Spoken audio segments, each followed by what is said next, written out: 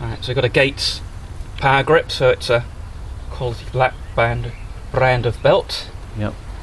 And just get it lined up.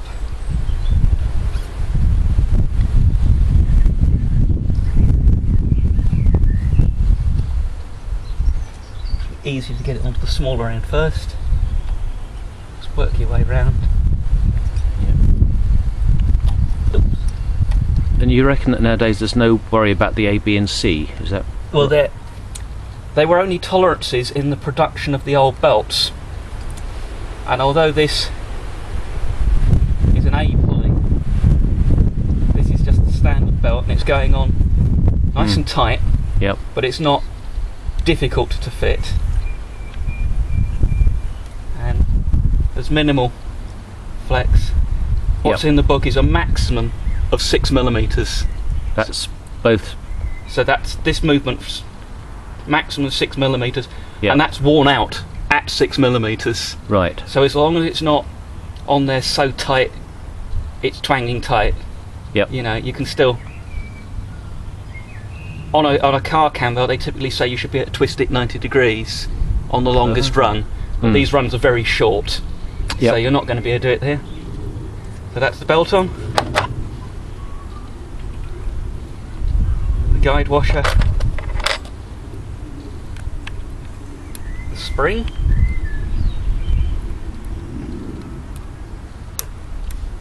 Like so. And then the circlip. Now, this circlip, when I'm trying to expand it, is twisting. And that's because somebody's taken it off before using a screwdriver. Oh. And they've bent it a little. Right. Yeah, you can see actually. So it'll just take a little bit more persuasion to go back on cleanly. There we go. Just making sure it's really seated properly. And then the alternator spring.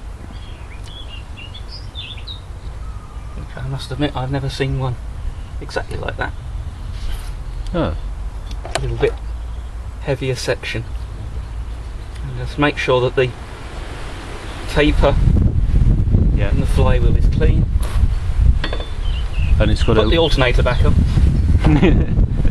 Yep. It's important not to forget to put the alternator back on.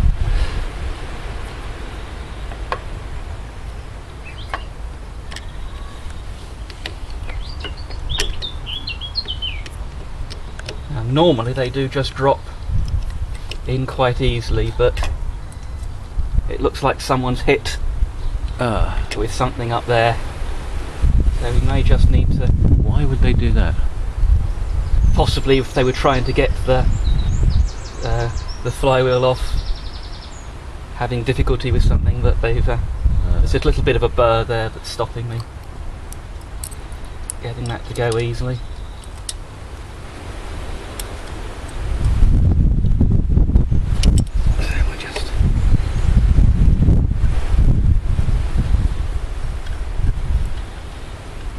Oh, I see. The clip's just holding the wire in place. That's just holding the wire.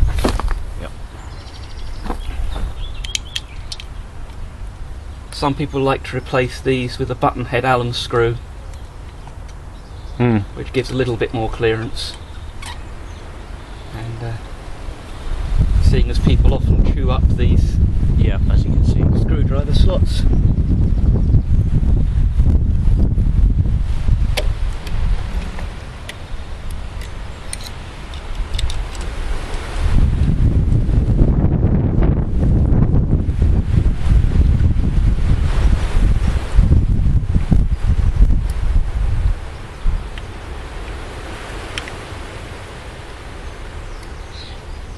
Just a little bit of help from the screws has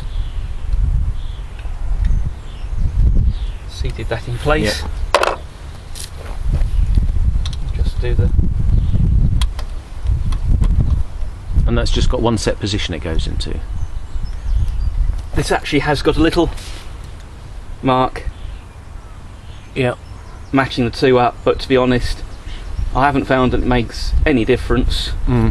Quite a lot of the time I'll leave them on the full end of one slot because that's the way I turned it to put the last screw in. It's not as if it's deriving the ignition timing from here, it's on the end of the camshaft. Yeah.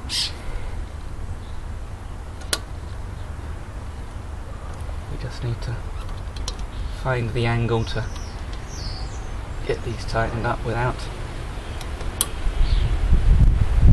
damaging the coils.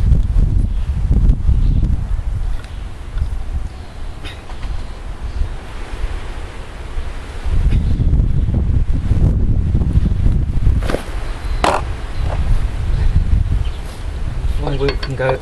And then there's a keyway on that. There's a keyway which you've got to feel into position. So the keyway's here. Yep. I'll get it roughly in position.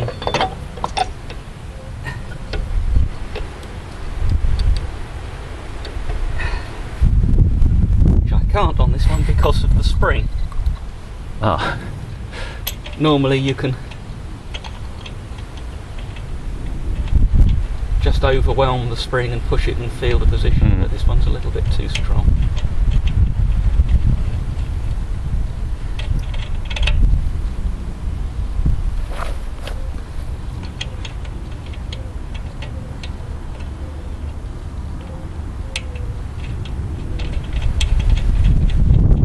Slight difficulty starting the thread there. Yeah. There. The burrs.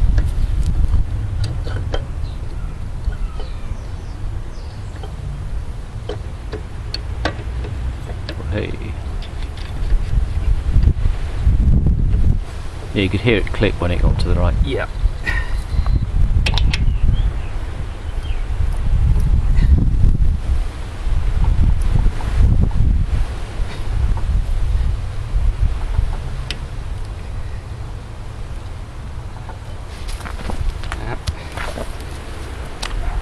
I use the air wrench to do it up, but I do adjust the torque right down. Is there a specific setting on the torque? There is, but you can see the nut revolve, slow down, and when it just starts to stop, that's tight enough. That's it. Ah. And you're all buttoned up. Brilliant.